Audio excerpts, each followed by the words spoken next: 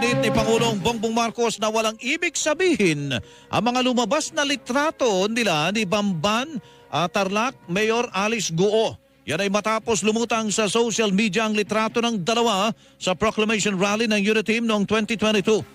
Matatanda ang si Guo ay nasangkot sa kontrobersiya matapos siyang iugnay sa sinalakay na pogo sa Bamban at kwenesyon ang kanyang citizenship sa pagdinig ng Senado.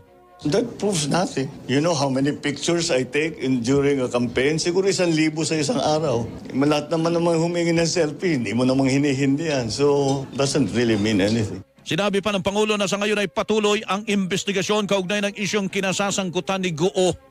Let's allow the executive side and the legislative side to do their work and continue continue our investigations. Well, wala pang definitive na conclusions. Ang tinig ni Pangulong Bongbong Marcos na